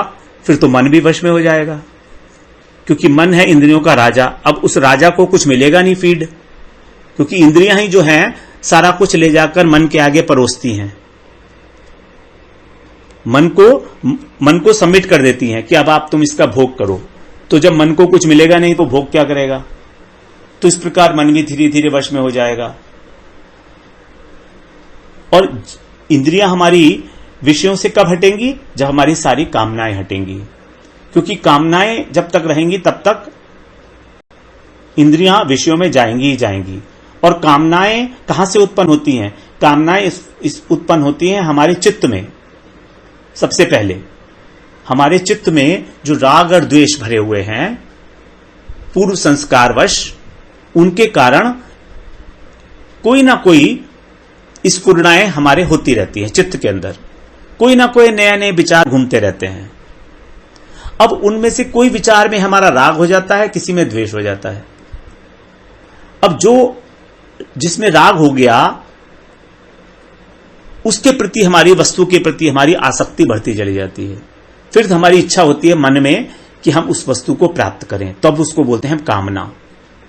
तो पहले संकल्प बनता है और फिर कामना बनती है। और संकल्प बनता है तब जब मन चित्त में उठती हुई किसी एक स्फुरणा के साथ अपना खिंचाव महसूस करता है, क्योंकि चित्त के अंदर तो स्फुरणाएं उठती रहती हैं लहर की तरह से समुद्र में। अब हर एक स्फुरणा संकल्प नहीं बनती, वही स्फुरणा संकल्प का रूप धारण लेती है जहां पर हमारा खिंचाव होता है, जो हमको महत्वपूर्ण वस्तु लगती है। वहां हमारा संकल्प होता है कि इस वस्तु को मैं कैसे प्राप्त करूं। और फिर यही संकल्प कामना का रूप धारण करता है, और वही कामना हमारी इंद्रियों को उस विषय की ओर ले जाती है, और वही फिर मन जो है उसको प्राप्त करके उसका भोग करता है। तो यहां पर सबसे पहले कहा गया संकल्प को उठने ही ना दिया जाए, तभी कामनाओं को रोका जा सकता है आसानी से। तो संकल्प प्रभवान कामान त्यक्त्वा सर्वान अशेषतः मनसैव इंद्रिय ग्रामम विनियम्य समन्ततः। हरे कृष्णा। छठा अध्याय और 25वां श्लोक श्रवण करते हैं। इसमें भगवान उपाय बता रहे हैं कि किस प्रकार से मन को शांत करना है। तो बता रहे हैं, शनै शनै उपरमेत बुद्धया धृति गृहीतया आत्मसंस्थम मन है कृत्वा न किंचिदपि चिंतयेत। शनै शनैर उपरमेत बुद्धया धृति गृहीतया आत्मसंस्थम मन है कृत्वा न किंचिदपि चिंतयेत। शनै शनै का मतलब धीरे धीरे, क्रमशः। तो हमें जो साधन करना है, ये योगाभ्यास का जो भगवान ने छठा अध्याय है ध्यान योग का, इसके लिए साधन धीरे धीरे होगा। मतलब हम चाहें कि एकदम से हमको परमात्मा की प्राप्ति हो जाए, परमात्मा साक्षात्कार हो जाए, ऐसा नहीं है। शनै शनै। और क्या करना है? सबसे पहले उपरमेत, इस संसार से उपराम होना है। उपराम का मतलब है विरक्त होना है। उप का मतलब होता है निकट, और राम का मतलब राम भगवान। तो भगवान के पास बैठना, भगवान के निकट होना। तो भगवान के पास निकट तो तभी होंगे ना जब हम संसार के निकट नहीं होंगे। तो उपराम का मतलब है संसार के निकट न रहना, अर्थात संसार से विरक्ति और भगवान में आसक्ति। और ये होगा धीरे धीरे। कृत्वा माने करके। अब इसके लिए आवश्यकता किस चीज की है? बुद्धया धृति गृहीतया, एक ऐसी बुद्धि की जो धैर्य युक्त हो। यहां पर भगवान ने एक शब्द इस्तेमाल किया है धृति। धृति जो है ये बुद्धि की ही एक सूक्ष्म वृत्ति है। ये एक ऐसी वृत्ति है जिसके कारण बुद्धि किसी भी वस्तु को समझ के उसको धारण कर सकती है, आत्मसात कर सकती है। हम लोग बुद्धि के द्वारा बहुत सारी चीजों को समझ तो लेते हैं, लेकिन उसको अपने आचरण में नहीं उतार पाते। तो आचरण में उतारने के लिए आवश्यकता है धृति की, धैर्य की। अगर धृति हमारी सात्विक है, राजसिक है, तामसिक है, तो उसी प्रकार से हम लोग जो है उस तत्व को, जो सिद्धांत को हमने बुद्धि द्वारा समझा है, उसे आत्मसात कर सकते हैं। तो यहां भगवान ने धृति के ऊपर काफी जोर दिया है। धृति गृहीतया, धृति के द्वारा एक ऐसी बुद्धि जो धृति से युक्त है। आत्मसंस्थम मने कृत्वा, अपने मन को आत्मा में ही स्थापित करो। आत्मा में स्थापित करना का मतलब यहां पर है परमात्मा, क्योंकि मन को परमात्मा में लगाना है। ध्यान योगी यही करता है ना, अपने मन के अंदर, हृदय के अंदर वो अंगुष्ठ मात्र अंतर्यामी परमात्मा का चिंतन करता है, ध्यान लगाता है वो भगवान के स्वरूप में। तो आत्मसंस्थम मन है कृत्वा, अपने मन को स्थापित करो, स्थित करो परमात्मा के रूप में, स्वरूप में। न किंचिदपि चिंतित, और संसार का कोई भी चिंतन नहीं करना चाहिए उस समय, स्पेशली जब ध्यान किया जा रहा है उस समय, क्योंकि तभी परमात्मा साक्षात्कार, तभी समाधि की अवस्था प्राप्त होगी। तो ये ध्यान अवस्था की बात है, जिस समय ध्यान योगी ध्यान की अवस्था में पहुंचता है। जो अष्टांग योग के अंदर आठ साधन हैं, 8 अंग हैं, उसमें जो 7वां अंग है वो ध्यान, और ध्यान के बाद होता है समाधि। तो ये तभी होगा जब न किंचिदपि चिंतित, संसार का किसी प्रकार का भी चिंतन ना करे।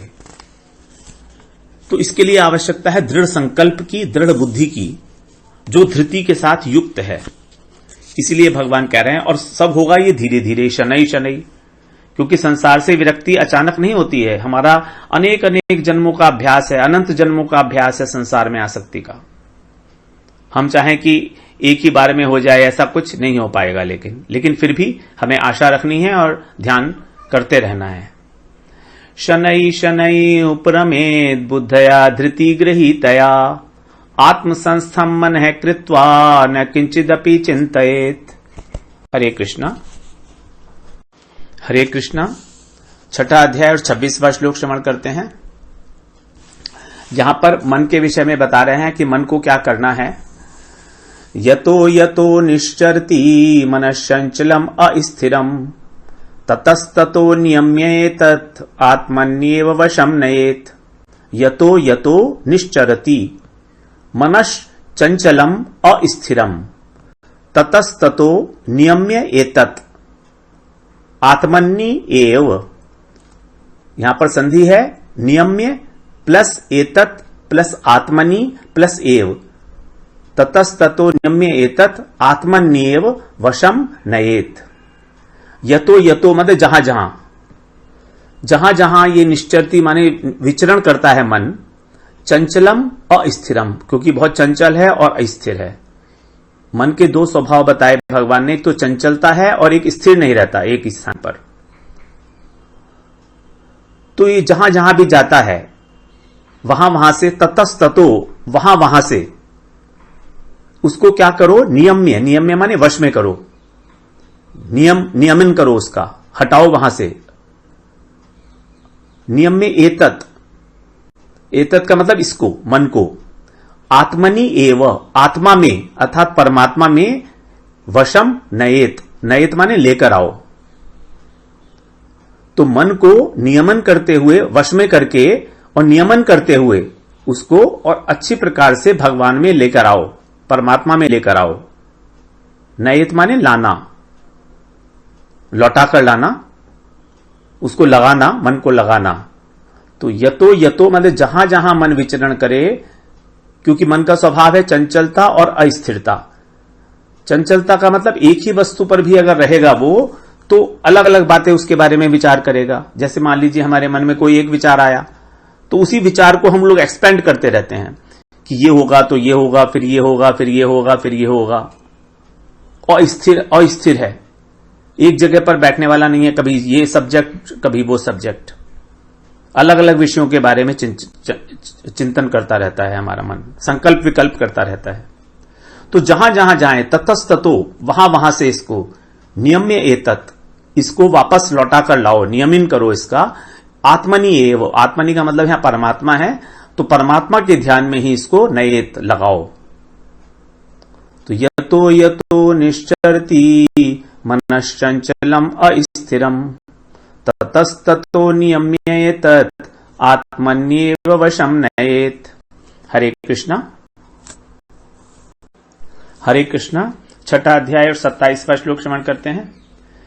प्रशांत मन संह्येनम योगिनम सुखम उत्तमम उपैति शांत रजसम ब्रह्मभूतम अकल्मषम। प्रशांत मनसम ही एनम योगिनम सुखम उत्तमम उपैति शांत रजसम ब्रह्मभूतम अकल्मषम। यहां पर बता रहे हैं फल क्या होगा उस ध्यान का। प्रशांत मनसम जिसका मन शांत हो गया है, सर्वथा शांत हो गया है। एक तो होता है शांत, एक होता है प्रशांत। प्रशांत माने अच्छी प्रकार से जो शांत हो गया है। प्रशांत मनसम ही माने निश्चित रूप से, एनम का मतलब इसका जो मन है ये योगिनम, किस योगी का, योगिनम सुखम उत्तमम, वो जो योगी है जिसका मन अच्छी प्रकार से शांत हो गया है, उसको उत्तमम सुखम, उत्तम सुख की प्राप्ति होती है। उपैति का मतलब है प्राप्ति। तो उस योगी को अत्यंत उत्तम सुख की प्राप्ति होती है जिसका मन शांत हो गया है। क्यों? क्योंकि उसके शांत रजसम, उसका रजोगुण भी शांत हो गया है, और अकल्मषम अर्थात उसके पाप भी नष्ट हो गए हैं। तो पापों का नष्ट होना मतलब तमोगुण भी उसका निवृत्त हो गया है। रजोगुण का मतलब है चंचलता, तो अब उसके मन में चंचलता भी नहीं रही है, और अच्छी प्रकार से वो शांत हो गया है। तो मतलब सत्वगुण के अंदर स्थित हो गया है वो। जब मन सत्वगुण में स्थित हो जाता है तभी उसको शांति मिलती है। तो यहां पर जो स्थिति है योगी की, उसको सत्वगुण में स्थित होकर उत्तम सुख की प्राप्ति होती है। उपैति का मतलब है प्राप्त करना। सुखम उत्तमम, तो यहां पर भगवान ने सात्विक सुख को उत्तम सुख कहा, क्योंकि सात्विक सुख के अंदर ही मन जो है शांति को प्राप्त होता है। अभी ये गुणातीत अवस्था नहीं है, तीनों गुणों से ऊपर की अवस्था नहीं आई है ये अभी गुणों के अंदर ही है, अर्थात माया के अंदर ही है। तो प्रशांत मन संह्येनम योगिनम सुखम उत्तमम। हां, और यहां पर एक चीज और रह गई थी, ब्रह्मभूतम। ब्रह्मभूतम का मतलब ऐसा जो योगी है वो अब ब्रह्म को प्राप्त करने के योग्य हो गया है, ब्रह्म नहीं हो गया है। ब्रह्मभूतम, ब्रह्मभूत एक अवस्था का नाम है, एक अवस्था का नाम है जब वो ब्रह्म साक्षात्कार के योग्य हो जाता है। ब्रह्म साक्षात्कार तो होगा जब उसको जीवन मुक्त अवस्था में पहुंचेगा। तो अभी वो ब्रह्मभूत अवस्था जीवन मुक्त अवस्था के बराबर ही मानी जाती है। और ब्रह्म निर्वाण की जो प्राप्ति होगी उसको, वो तो इस शरीर को छोड़ने के बाद होगी। इस शरीर में उसको ब्रह्म की प्राप्ति नहीं होगी। अभी ब्रह्मभूत कहा है। ब्रह्मभूत का मतलब होता है कि वो अब ब्रह्म सायुज्य को प्राप्त करने के योग्य हो चुका है। जीवन मुक्त अवस्था इसे बोलते हैं, क्योंकि उसका तमोगुण शांत हो गया है, उसका पाप खत्म हो गए हैं, उसके रजोगुण भी शांत हो गया है, और वो अब सत्वगुण की भी उच्च स्थिति पे विराजमान है। तो प्रशांत मन संह्येनम योगिनम सुखम उत्तमम उपैति शांत रजसम ब्रह्मभूतम अकल्मषम। हरे कृष्णा। हरे कृष्णा। छठा अध्याय और 28वां श्लोक श्रवण करते हैं। जो ध्यान का फल है मन की एकाग्र अवस्था में, उसी को यहां पर बता रहे हैं। उसका फल क्या है उसी को आगे बता रहे हैं। युञ्जन एवं सदात्मानं योगी विगत कल्मषः सुखेन ब्रह्म संस्पर्शम अत्यंतम सुखम अश्नुते। युञ्जन एवं सदा आत्मानं योगी विगत कल्मषः सुखेन ब्रह्म संस्पर्शम अत्यंतम सुखम अश्नुते। अब यहां पर जीवन मुक्त अवस्था की बात कर रहे हैं। युञ्जन एवं, एवं माने इस प्रकार। युञ्जन का मतलब है लगा हुआ, निरंतर। तो जो निरंतर इस प्रकार से परमात्मा के ध्यान में लगा हुआ है, युञ्जन एवं सदा आत्मानम, सदा माने निरंतर, आत्मानम माने मन को, जिसने अपने मन को, जिस योगी ने अपने मन को निरंतर परमात्मा के स्वरूप में स्थित कर दिया है। विगत कल्मषः, अब उसके अंदर किसी प्रकार का कोई कल्मश नहीं रहा, पाप नहीं रहा, तो पाप रहित हो गया है। वो क्या करता है? सुखेन ब्रह्म संस्पर्शम, सुखेन ब्रह्म संस्पर्शम अत्यंतम सुखम अश्नुते। सुखपूर्वक, सुखपूर्वक का मतलब है सुखेन, सुखेन का मतलब है सुखपूर्वक। यहां तृतीया विभक्ति है, सुख के द्वारा। सुखपूर्वक मतलब आसानी से, क्योंकि अब उसकी परमात्मा में स्थिति हो गई है, आत्मसंस्थम। तो परमात्मा में स्थिति होने के कारण अब इस स्थिति में वो आसानी से ब्रह्म संस्पर्शम, ब्रह्म का अनुभव करता है। अभी ब्रह्म हो नहीं गया है, सायुज्य नहीं हुआ है अभी। वो उस सुख को प्राप्त करता है जो ब्रह्म सायुज्य के बाद अत्यंतम सुखम अश्नुते, जो अत्यंत सुख मिलता है। ब्रह्म संस्पर्श का जो सुख है उसका भी पान कर लेता है, वो वहां पर उसका भी अनुभव कर लेता है। अश्नुते माने होता है, अश्नन माने होता है खाना। तो यहां पर इसका मतलब है अश्नत, अश्नुते का मतलब अनुभव करना। तो जो, क्योंकि वो ब्रह्मभूत हो गया है, अब ब्रह्मभूत से भी आगे की अवस्था बता रहे हैं यहां पर। तो वहां जिस चीज को उत्तम सुख बताया था, उसी से थोड़ा सा एक बढ़ावा जो सुख होगा उसको बोल दिया यहां पर भगवान ने अत्यंतम सुखम। लगभग उत्तम सुख के बराबर ही है ये, अत्यंतम सुखम और उत्तम सुखम एक ही बात है लगभग। तो ब्रह्म संस्पर्श का जो सुख है ब्रह्मभूत अवस्था में, ब्रह्मभूत अवस्था में अब कि उसको सब कुछ ब्रह्ममय ही दिखाई दे रहा है।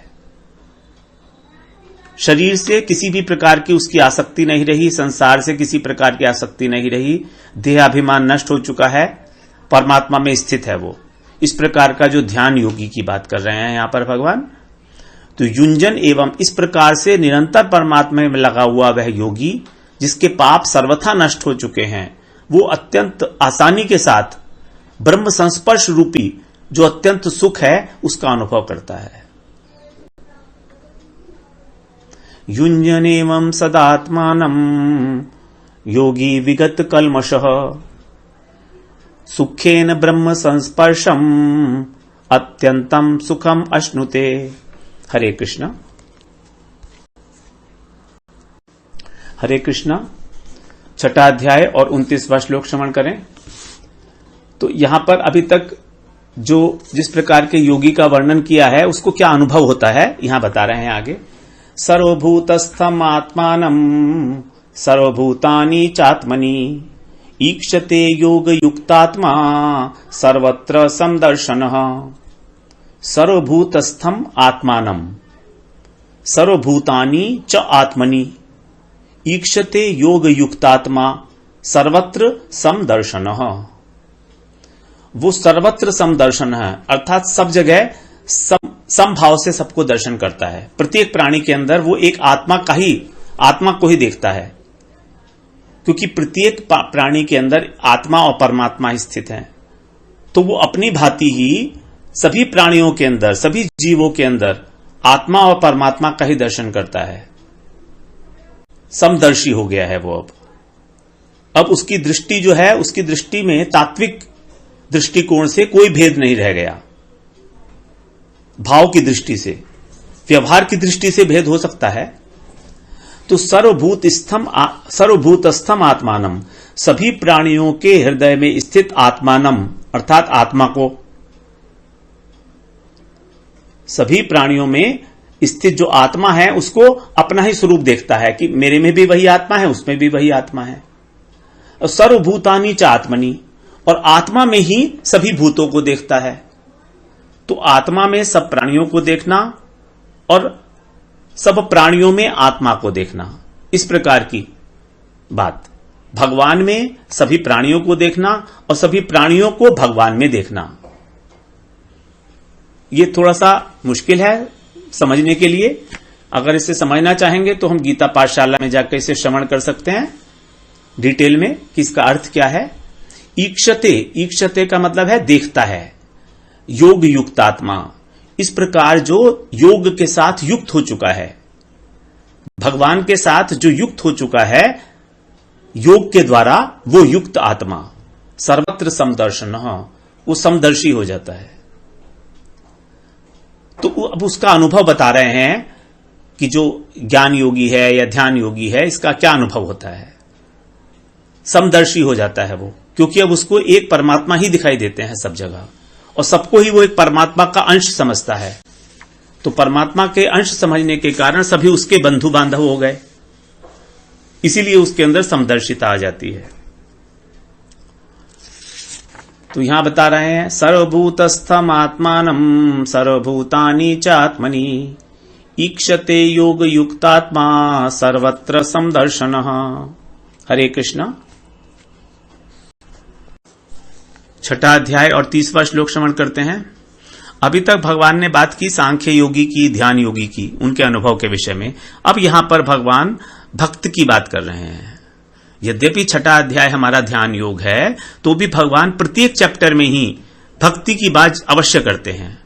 और यहां पर छठे चैप्टर में थोड़ा अधिक की है, क्योंकि अभी 7वें चैप्टर से भगवान भक्ति योग की ही बात करने जा रहे हैं आगे, इसीलिए तो यहां से भक्ति के विषय में कह रहे हैं। वो जो बात पहले कही थी कि वो आत्मा में देखता है और परमात्मा में देखता है, उसी बात को यहां पर अलग प्रकार से कहा जा रहा है। यो माम पश्यति सर्वत्र सर्वं च मयि पश्यति तस्याहं न प्रणश्यामि स च मे न प्रणश्यति। यो माम पश्यति सर्वत्र सर्वं च मयि पश्यति तस्याहं न प्रणश्यामि स च मे न प्रणश्यति। स च मे न, सबको अलग अलग पढ़ना पड़ेगा। स च मे न प्रणश्यति। यो माम पश्यति सर्वत्र, यो माने जो व्यक्ति, माम माने मुझे, पश्यति माने देखता है, सर्वत्र माने सब जगह, सभी प्राणियों में। अब यहां पर सर्वत्र कहा, प्राणी नहीं कहा। तो जो चर और अचर सभी, अर्थात जो जड़ है वो भी, तो जड़ वस्तुओं में भी भगवान को देखता है। और यहां पर अब पहली बार भगवान ने कहा माम, अर्थात मुझे, जो मुझे ऐसा देखता है। अभी तक भगवान बोल रहे थे आत्मा में आत्मा को देखता है, परमात्मा में देखता है, ब्रह्म में देखता है। यहां पर माम, माम का मतलब भक्त के विषय में कह रहे हैं, क्योंकि भक्ति भगवान को सब जगह देखता है। तो यो माम पश्यति सर्वत्र सर्वम च मयि पश्यति, और सभी चीजों को, जितनी भी वस्तुएं हैं वो सबको ही मेरा स्वरूप मानता है। क्योंकि संसार में चाहे कोई भी चीज हो, ब्रह्मांड में, पूरे अनंत कोटि ब्रह्मांडों में जो भी कुछ है, जिस चीज का भी अनुभव हो रहा है, वो भगवान से ही उत्पन्न है, और उनके अतिरिक्त किसी भी वस्तु की सत्ता नहीं है। इसलिए हम किसी भी वस्तु को पृथक रूप से नहीं मान सकते कि ये एक स्वतंत्र वस्तु है जो भगवान से स्वतंत्र है, ऐसा कुछ है ही नहीं। तो सर्वम च मयि पश्यति, तो जो मुझको सब में देखता है और सभी वस्तुओं को मुझ में देखता है। मयि माने मुझ में, मुझ में का मतलब है मेरा ही एक अंश देखता है उनके अंदर। क्योंकि जितनी भी वस्तुएं हैं, जितने भी जड़ पदार्थ हैं, उन सबके भी निमित्त और उपादान कारण भगवान ही हैं, जड़ वस्तुओं का भी। और चेतन वस्तु के अंदर तो, प्राणियों में तो भगवान अंतर्यामी रूप से हृदय में स्थित है ही है। तस्य अहम न प्रणश्यामि, उस व्यक्ति के लिए अहम माने मैं। तो भगवान ने इस एक ही श्लोक में 4 बार अपने को इशारा किया, संकेत कर रहे हैं, यो माम पश्यति सर्वत्र। जैसे अपने हाथ से, दाएं हाथ से अपने वक्षस्थल के ऊपर इशारा करके अर्जुन से कह रहे हैं, यो माम पश्यति सर्वत्र सर्वम च मयि पश्यति तस्य अहम न प्रणश्यामि। अहम माने मैं उनके लिए कभी भी अदृश्य नहीं होता। प्रणश्यामि का मतलब यह भी होता है नष्ट नहीं होता। तो मैं उनको हमेशा अनुभव में आने वाला होता हूं। भक्त को हर जगह भगवान के दर्शन होते हैं। मैं उनके लिए अदृश्य नहीं होता। और सच में न प्रणश्यति, और वो मेरे लिए, अर्थात भगवान अपने भक्तों के लिए स्पेशल केयर करते हैं। ये जो भगवान का स्पेशल केयर करना है, ये किसी प्रकार का भी इसके अंदर पक्षपात नहीं कह सकते हम, क्योंकि आगे भगवान 9वें अध्याय में इस बात को क्लियर करेंगे कि यद्यपि मैं समदर्शी हूं, लेकिन अपने भक्तों के लिए मैं विशेष रूप से उनके योगक्षेम को वहन करने वाला हो जाता हूं। क्योंकि वो मेरे अतिरिक्त कुछ नहीं जानते, तो मैं भी उनके अतिरिक्त कुछ नहीं जानता। यही यथा माम प्रपद्यन्ते तांस्तये भजाम्यहम्। उनके अतिरिक्त मेरी किसी चीज की सत्ता नहीं है। तो फिर मेरा तो एक प्रण है ना कि जो मुझे जिस भाव से भजता है मैं उसको उसी भाव से भजता हूं। तो फिर मेरे लिए भी उनके अतिरिक्त और कुछ नहीं होता। तो फिर मेरी दृष्टि से वो अदृश्य कैसे हो सकते हैं? तो भगवान हमेशा अपने भक्तों का बहुत स्पेशल ध्यान रखते हैं। स्पेशल, वैसे जो परमात्मा रूप में तो सारे जगत का ही पालन कर रहे हैं, लेकिन भक्तों का पालन स्पेशल रूप से करते हैं। तभी तो भक्त लोग जो हैं निर्भय होकर घूमते हैं। बिल्कुल भगवान के भक्त किसी से डरते नहीं, बिल्कुल निरपेक्ष होते हैं, निष्पक्ष होते हैं। तस्याहम न प्रणश्यामि सच में न प्रणश्यति। ये बहुत बड़ा आश्वासन है भगवान का। ये मेरे भक्त का कभी नाश नहीं होता। आगे भी बताएंगे ये बात को 9वें अध्याय में। वो मेरे लिए कभी नाश नहीं हो सकता उनका। अगर उनका कभी किसी तरीके का पतन देखा भी जाता है तो वो भी भगवान की एक लीला मात्र है। वो भी जगत को किसी प्रकार की शिक्षा देने के लिए ही इस प्रकार की लीला करवाई जा रही है और भक्त के द्वारा। हम देखते हैं कई बार कि भक्त लोगों के ऊपर भी उनको भी सफर करना पड़ता है इस लाइफ में, संसार में आके। तो वो केवल एक भगवान की इच्छा से ही है जो कुछ भी हो रहा है। वो ये नहीं है कि हम माने कि उनके भक्तों के प्रारब्ध कर्मों का फल भोग रहे हैं, वो ऐसा नहीं है। तो यहां कह रहे हैं यो माम पश्यति सर्वत्र सर्वं च मयि पश्यति तस्याहम न प्रणश्यामि सच में न प्रणश्यति। हरे कृष्णा हरे कृष्णा। 6ठे अध्याय का 31वां श्लोक श्रवण करते हैं। सर्वभूति स्थितं यो माम भजति एकत्वमास्थितः सर्वथा वर्तमानोऽपि स योगी मयि वर्तते।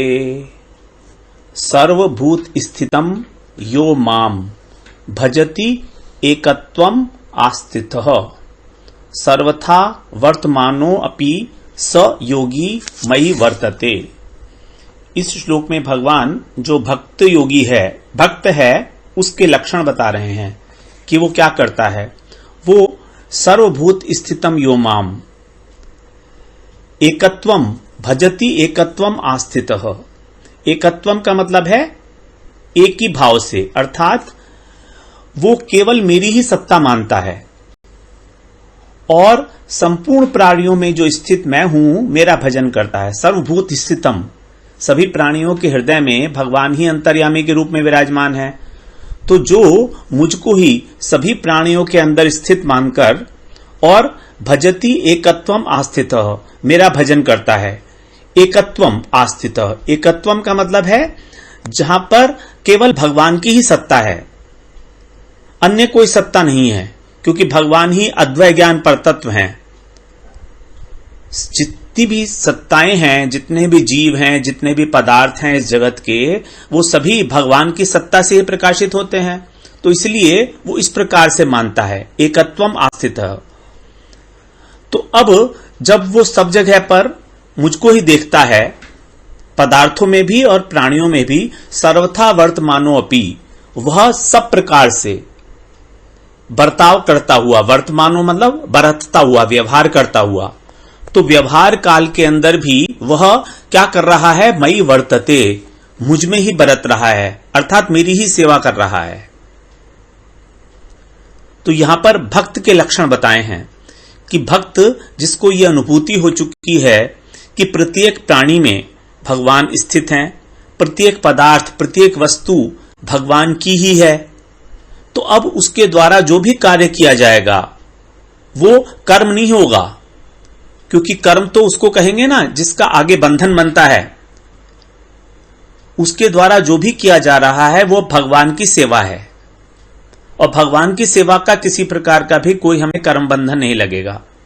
तो मई वर्तते, वो मुझ में ही बरत रहा है, अर्थात वो मेरे लिए ही कार्यरत है, क्योंकि उसका और कोई उद्देश्य नहीं है। अब जब उसको हरेक चीज, तो क्या कर रहा है वो व्यक्ति, अपने को उपकरण मान के और संसार की भी जितने पदार्थ हैं उन उपकरणों से मेरी सेवा कर रहा है। ये वो स्थिति है जब भगवान ने बताया है आगे 7वें अध्याय में कि वासुदेव सर्वम इति, सारे जगत को वसुदेवमय समझता है। तो उस भक्त की स्थिति, उस भक्त का लक्षण यहां पर भगवान बताए हैं। तो यहां पर 6ठा अध्याय है ध्यान योग का, लेकिन यहां पर भक्ति की चर्चा भगवान ने की है। भजति एकत्वम आस्थित, भजति का मतलब भजन, और भजन केवल भगवान का ही होता है। तो सर्वभूत स्थितम यो माम भजति एकत्वम आस्थितः सर्वथा वर्तमानोपि स योगी मयि वर्तते। हरे कृष्णा। 6ठा अध्याय और 32वां श्लोक श्रवण करते हैं। इसमें भी भगवान जो उनका भक्त है वो किस प्रकार का व्यवहार करता है, और भगवान अपना मत भी इसी श्लोक में बता रहे हैं उसके विषय में। आत्मौपम्येन सर्वत्र समं पश्यति यो अर्जुन, सुखम वा यदि वा दुखम स योगी परमो मतः।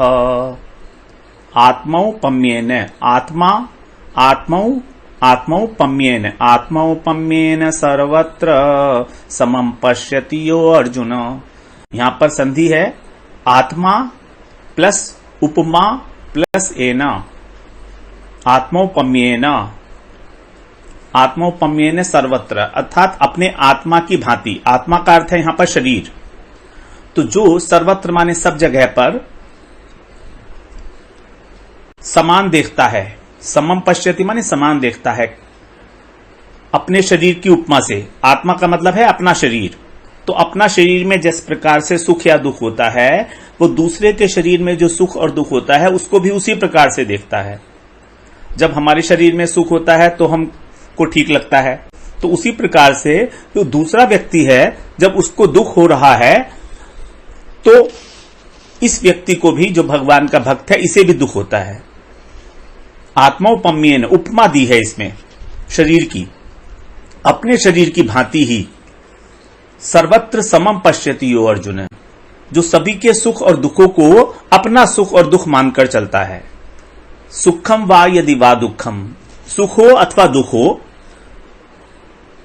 तो अपने शरीर की भांति ही उनको भी समान देखता है।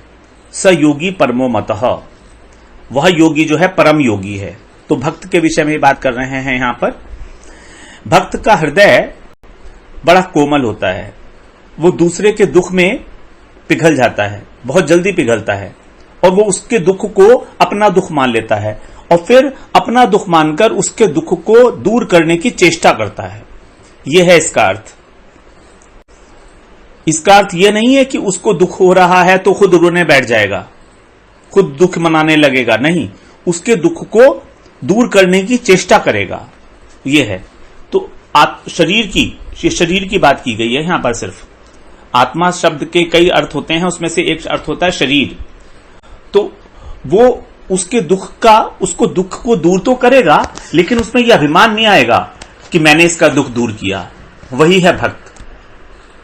जैसे अगर हम अपने शरीर में दर्द हो जाए और हम अपना शरीर का उस दर्द को ठीक कर लें, कोई दवाई ले लें या कुछ उसके ऊपर पट्टी लगा लें, चोट वगैरह है तो तो अगर हम ऐसा करें तो क्या हमारे ऊपर अभिमान आता है कि मैंने देखो अपनी चोट ठीक कर ली, मैंने अपना दर्द ठीक कर लिया? हमें अभिमान तो नहीं आता ना। उसी प्रकार से किसी दूसरे की पीड़ा को, किसी दूसरे के दुख को दूर करने के बाद भी उसमें अभिमान का लेश मात्र भी उदय नहीं होता, क्योंकि वो उसके दुख को अपना दुख समझ रहा है। तो दुखी प्राणियों को भी सुखी करने की जो चेष्टा है उसकी, वो स्वाभाविक रूप से है। इसीलिए यहां पर अपने शरीर की उपमा दी गई, आत्मौपम्येन सर्वत्र समम पश्यति यो अर्जुन। तो समता जो है वो पहले भगवान ने बताई है, कई प्रकार की समता। उसके अतिरिक्त जो व्यवहार काल में हमारी समता होगी और लोगों के साथ, वो इस प्रकार की समता होगी भक्त की। तो आत्मौपम्येन सर्वत्र समम पश्यति यो अर्जुन, सुखम वा यदि वा दुखम स योगी परमो मतः। हरे कृष्णा।